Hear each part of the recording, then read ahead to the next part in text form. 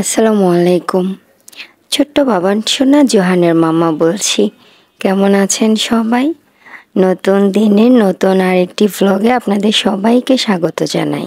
বাজার থেকে ডিম আনার পরে টেবিলে প্রায় 2 দিন ধরে রয়ে গিয়েছিল।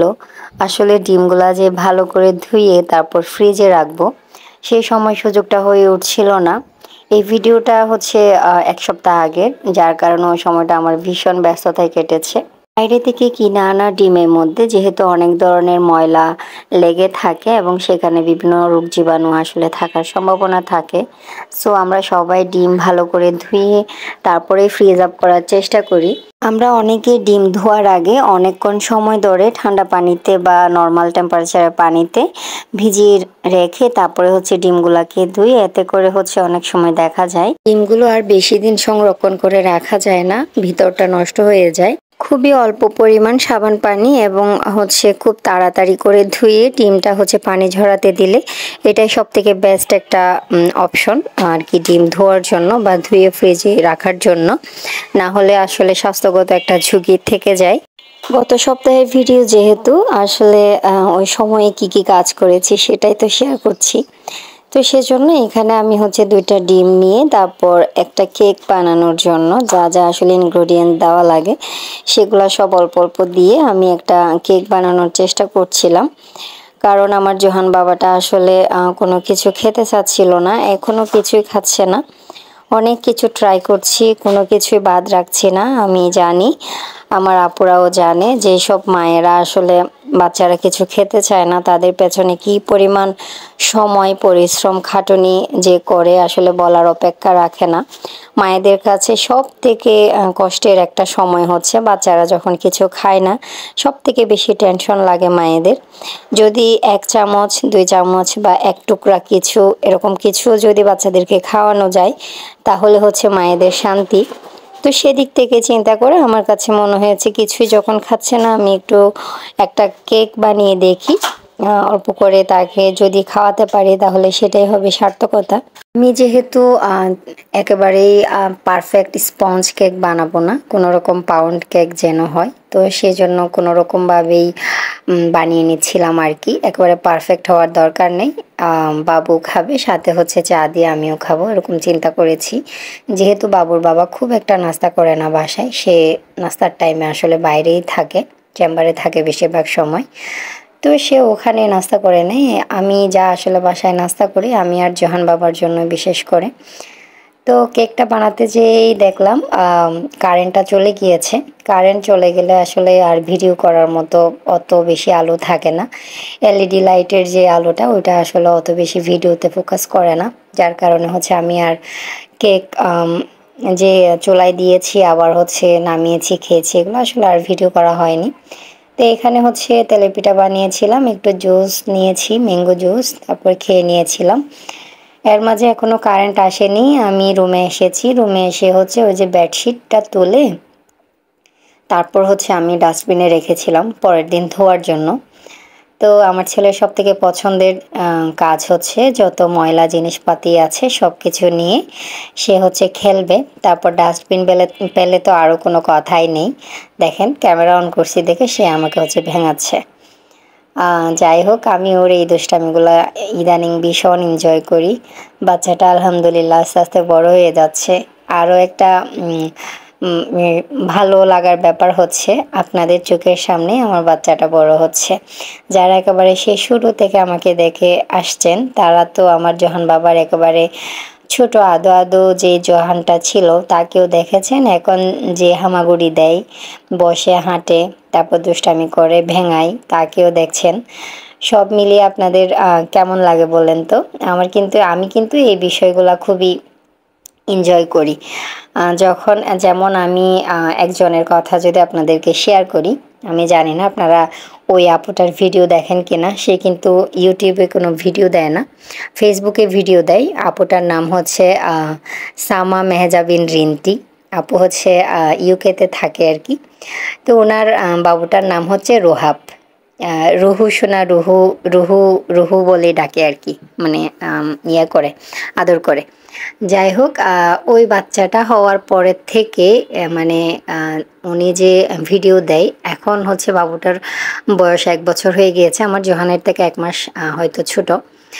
তো তাকে যে আমি একেবারে হওয়ার পর থেকে প্রেগন্যান্সির আগে থেকেই আপুর ভিডিও দেখতে দেখতেই বাবুটা হওয়ার পরে এখন প্রায় 1 বছর হওয়ার পর পর্যন্ত দেখতেছি তাকে আমি প্রত্যেক মানে 1-2 দিন পরপরই আপু ভিডিও দেয়, 1-2 দিন পরপরই হচ্ছে আমি মানে রোহাবকে দেখি। বিশেষ করে আমি মেহজাবিন আপুর ওনাকে হয়তো রিন্তি হিসেবে হয়তো চেনে।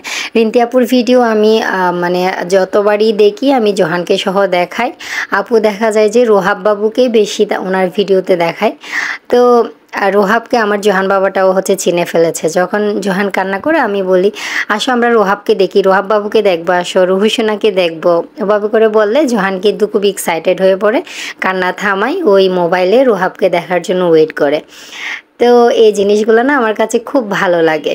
তো আমার মাঝে মাঝে মনে হয় আমার জোহানকেও একেবারে শুরু থেকে যে আপুরা দেখে আসছে তারাও তো প্রায় 1 বছর ধরেই হচ্ছে জোহানকে দেখে আসতেছে। তো সব মিলিয়ে নিশ্চয়ই আপুদেরও এরকম একটা সুন্দর অনুভূতি হয় যে বাচ্চাটাকে হওয়ার পরের থেকে দেখতেছি আস্তে আস্তে মাশাআল্লাহ কত সুন্দর বড় হয়ে যাচ্ছে। এই অনুভূতিটা অনেক সুন্দর কিন্তু, তাই না? কথা বলতে বলতে ভিডিও রিলেটেড কিছু বলা হচ্ছিল না। পরের দিন সকালবেলা নাস্তা করেছি, সেমাই, পোলাও সেমাই রান্না করেছিলাম, জর্দা সেমাই। তারপর হচ্ছে পাউরুটি দিয়ে নসিলা দিয়ে তারপর পরে চা দিয়ে খেয়ে নিয়েছিলাম। তারপরে এসেছি আবার এখানে গোসল টোসল করেছি, তারপরে কাপড় চোপড় ধুয়ে তারপর হচ্ছে ওগুলা শুকাতে দেওয়ার জন্য এসেছি আর কি। তারপর এটা প্রায় মনে হয় 12টা 12:30টার সময় মনে হলো জোহানকে একটু মালটা কেটে খাওয়াই, একটু যদি রস খাই আর কি। কিন্তু আসলে খুব একটা খাইনি, মনে হয় সর্বোচ্চ একটা খেয়েছে। ওই যে বললাম অনেক কিছু চেষ্টা করছি খাওয়ানোর জন্য, কিন্তু খাওয়াতে পারছি না, খেতে চাচ্ছে না। এখনও তার অসুস্থতা থেকে আলহামদুলিল্লাহ রিকভার করেছে, এখনও কিন্তু তার রুচি ফিরে আসেনি, এখনও তাকে রেগুলার যা খাওয়াতাম সেগুলো খাওয়াতে পারছি না। মুখের সামনে চামচ নিয়ে গেলে হচ্ছে অনেক বেশি মানে বিরক্ত হচ্ছে, আনতে দিচ্ছে না চামচটা মুখ পর্যন্ত, এরকম একটা অবস্থা আর কি। অনেক কষ্ট করে আগের রুচিতে ফেরাতে অনেক কষ্ট হচ্ছে, তারপরেও চেষ্টা চালিয়ে যাচ্ছি আর কি। আজকে আসলে সম্পূর্ণভাবে মনে হচ্ছে আমার পাশে কেউ একজন বসে আছে, আমি তার সাথে গল্প করছি। পুরাটাই আমি মানুষটা যেভাবে কথা বলি, আমি মানুষটার কথা বলার টোন যেমন, সেই টোনে, সেই ভয়েসে, সেই ভঙ্গিমাতে আসলে কথা বলছি। কেন যেন মনে হচ্ছে আমি পাশে কারো সাথে আমার বাসার কোনো কিছু কথাবার্তা শেয়ার করছি আর কি। গল্পটা আপনাদের সাথে সেভাবেই করছি। আসলে আপনারা আমার অনেক সময় মন খারাপের, অনেক দুঃখের সময়ের, অনেক সুখের সময়ের, অনেক সুন্দর সময়ের সাথী বলতে পারেন। আপনাদের সাথে অনেক না বলা কথা শেয়ার করা যায়। আপনাদেরকে সামনে না পেয়েও, পাশে না পেয়েও, না দেখেও যে আসলে এত কথা শেয়ার করা যায়, এটা ভিডিও মেকিংয়ে না আসলে হয়তো বা বুঝতে পারতাম না। যাই হোক, এখানে বিকালের দিকে অনেকগুলো কাপড় জমেছিল, 1 সপ্তাহ কাপড় জমেছিল, যেহেতু বাচ্চাটা অসুস্থ ছিল ওই সময়ে আমি খুবই কম কাজ করেছি, জাস্ট হচ্ছে বোয়া কাপড় ধুয়ে দিয়েছে, ওটা পরের দিন আমি যখন অন্য কাপড় শুকাতে দিতে গিয়েছি আর কি, তখন হচ্ছে জাস্ট ঢুকিয়ে রেখে খাটের মধ্যে রেখে দিয়েছিলাম। জাস্ট জমেছে একদিনের পর একদিন, দিনের পর দিন শুধু কাপড় জমেছে।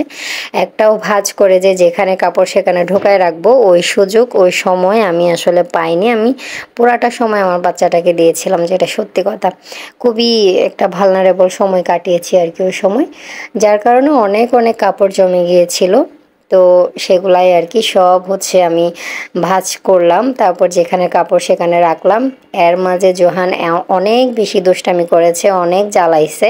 শুধু পিছনে পিছনে যা কাপড় আমি ভাঁজ করতেছিলাম সব কাপড় সে ফেলে দিচ্ছে, এদিকে যেটাই আমি হচ্ছে একটু ভাঁজ করে সুন্দর করে গোছাচ্ছি সেটাই সে উল্টায় ফালাই দিচ্ছে। এই যে এখন কিন্তু তাকে আমি বকা দিয়েছি অনেক, মানে ঝাড়ি দিয়ে ওদিকে নিয়ে গিয়েছে, আবার আসছে। এই যে এই যে আবার আসছে, আবার উঠে এসে আবার উঠতেছে। আমি যেহেতু পর্দা ঠিক করতেছি ওইদিকে, আমি যেহেতু খাটের উপর উঠেছি, সেও উঠবে। মোটামুটি সে প্রত্যেকটা কাজে ব্যাঘাত ঘটানোর জন্য প্রস্তুত।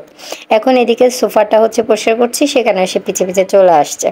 মোটামুটি বাসায় যখন বাইরের কেউ থাকে না অথবা ফ্যামিলি মেম্বার আর কেউ থাকে না, তখন বাচ্চারা আসলে মার পেছনে ছাড়া আর কোনো খেলার জন্য বা দুষ্টামি করার জন্য মাকে ছাড়া আসলে আর কাউকে পায় না। এটা একেবারে আমি আমার বাচ্চাটাকে দিয়ে বুঝি আর কি।